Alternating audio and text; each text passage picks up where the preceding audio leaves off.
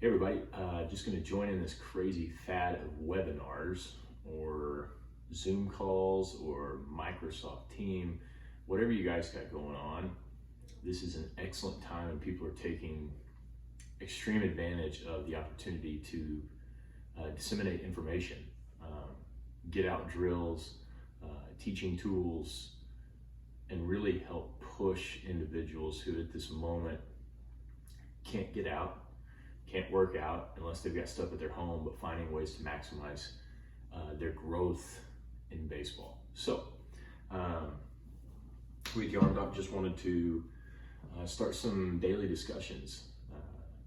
I know this is going on all over Twitter, poll questions. We asked one today, and that's the one we're going to discuss here in this video is skill versus performance training. Let me be specific. So skill is, let's say you're a quarterback.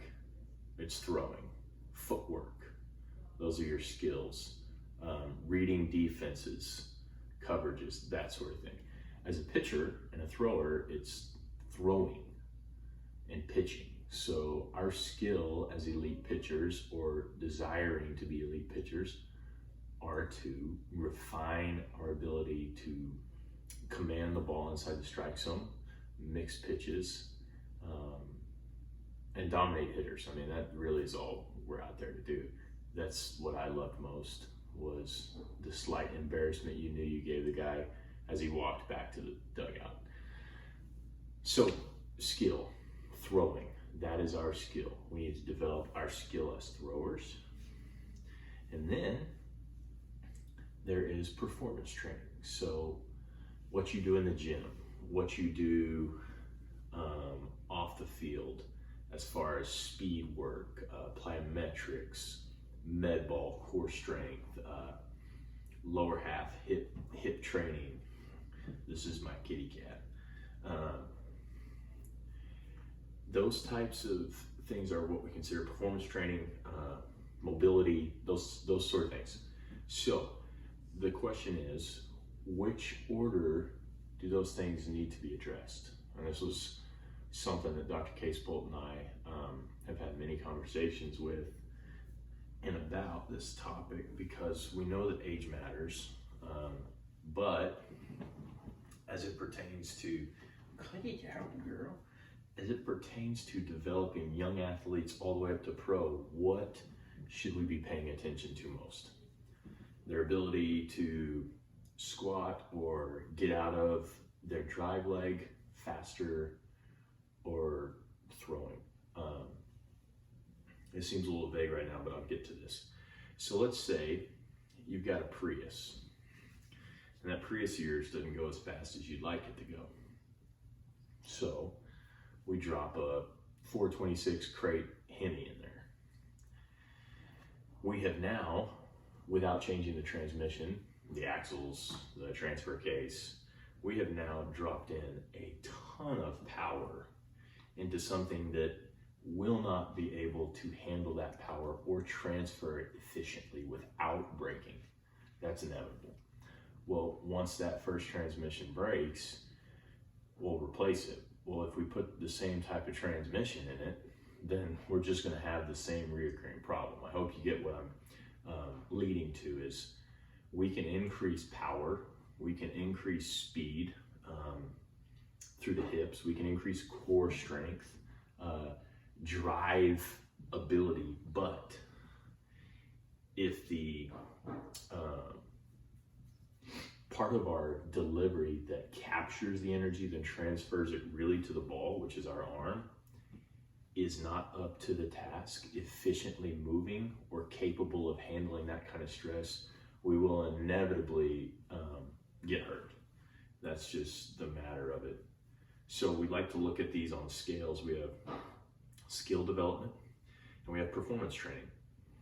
Well, let's say we've got a 13-year-old and not real strong, but can run a bit, throws, let's say 80, 82. I think that's probably good for a 13-year-old.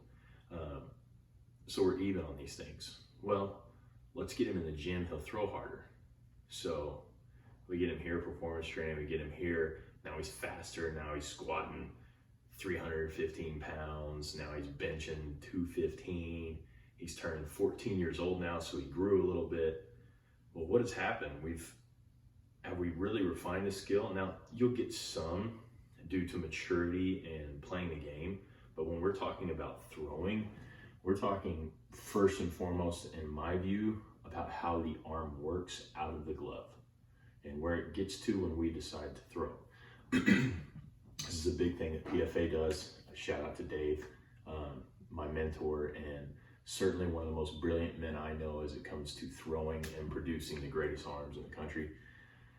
So we take this skill in performance training. Well, we've now put that Ferrari engine in a Prius with its original transmission. If the performance training eclipses or elevates itself above skill development or skill refinement, then we will be in trouble.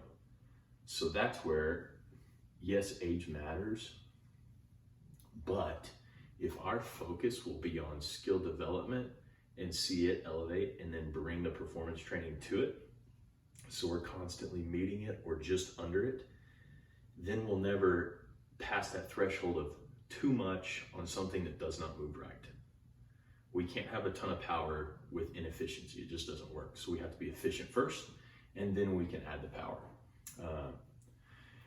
Would love to hear comments on this. We're going to do a couple more of these, but just trying to keep them short so folks don't lose attention, and we want to make an impact during this time, especially when you can't get out and do a whole lot. But these are things that we need to start talking about. These are things that can be developed in this downtime so that when we come out of this, guys will have direction and understanding and not be wondering each day, man, what should I have squatted more, or should I have worked on my arm action a little more? Should I have bench pressed 2 more sets, or should I have worked on the way my hands break out of the glove?